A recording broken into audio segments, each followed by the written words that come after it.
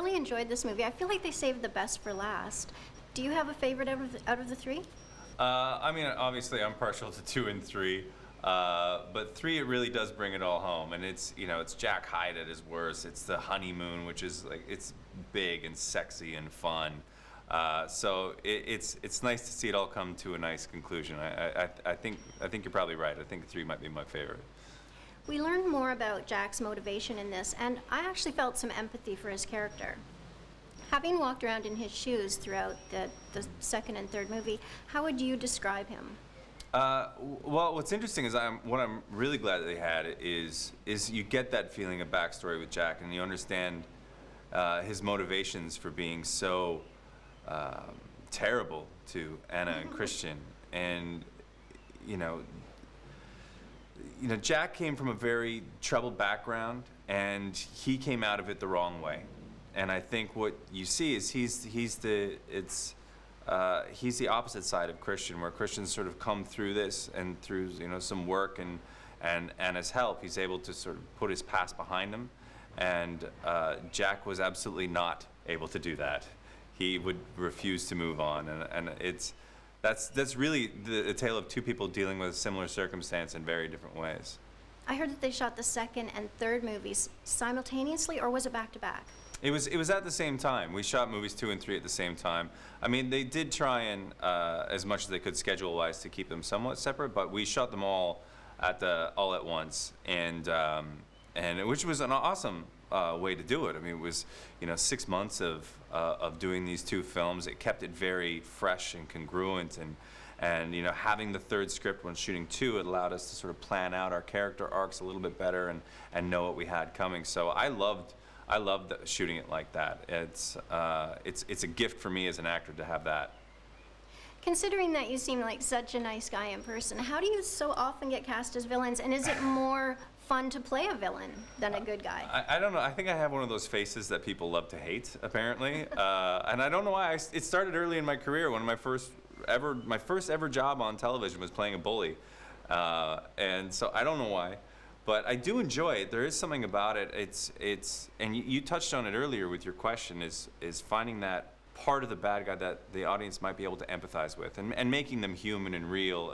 Because bad guy and evil, it doesn't really exist. They're all versions of humanity. So it's about not necessarily showing the other side of humanity. That's the dark underbelly. So going through that, researching these roles is a bit of an emotional challenge before I get to work. But thankfully I can leave it there on the day and even joke in between scenes, because it's sometimes it is fun to be the bad guy. I should mention that we're shooting this in Nice, France, at the Grand Hotel du Cap Ferrat, where some of the honeymoon scenes were filmed, but most of the films were shot in Vancouver, which I believe was your home base for a while. It was, yeah. Vancouver was home. So getting to go back there and shoot, I knew some of the crew. It felt like a bit of a homecoming. Vancouver had been my adopted home off and on for about 8 years, so I knew the city very well, and so it was a wonderful experience. Again, getting to work with some familiar faces, and it was definitely very enjoyable to go back and be in such familiar settings. And where's your home base right now? Now I'm based in Toronto, and although I seem to never shoot there, I shoot everywhere else. But that's served as our home for our family for the last 8 years, and I love the city and the people, and it's just a big, vibrant city. Always something going on, so I love the energy of it. What was the vibe on set? Because this is such a serious movie. Was there a lot of joking going on when the cameras weren't rolling? Well, I can only speak to my own experience, and I do like to keep things light as possible. And Dakota was always good to joke around with, and Erica enjoys a good laugh too. So it was between us, we could keep the mood light and have a lot of fun. Goofing around. And I think because the subject matter is so dark, and a lot of times I'm doing such awful things, that I like to make sure that people, it's crystal clear that I'm not enjoying this part of the work, and or taking it too seriously.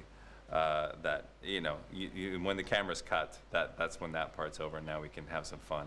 Makes the day go by faster too. What's been your craziest fan encounter with a 50 Shades fan? I think my craziest fan encounter was actually when we did the premiere for 50 Shades Darker. They did a big masquerade ball and they flew out a whole bunch of like the 50 Shades super fans and threw a big party for them and then invited them to the premiere. And I was out there doing like a live video for an online audience, and the camera went down, and so they were working on the camera, and I found myself slowly surrounded by a selfie army, as I called them, of these fabulously dressed up women in their masquerade costumes all wanting a selfie. And that was a pretty surreal experience, and there's a couple photos from it where it just looks like I'm being mobbed, but it was amazing to be surrounded by that many 50 Shades fans who were at like peak excitement for the sequel. So that was pretty special. Most of your scenes are with Dakota Johnson, but you also do some with Jamie Dornan. What can you tell us about working with them?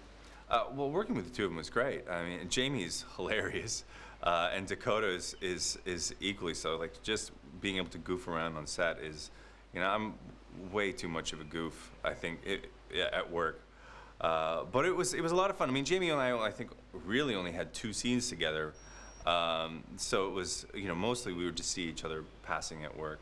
But, they're wonderful people, and this success couldn't have happened to 2 nicer people, so I'm really happy for them.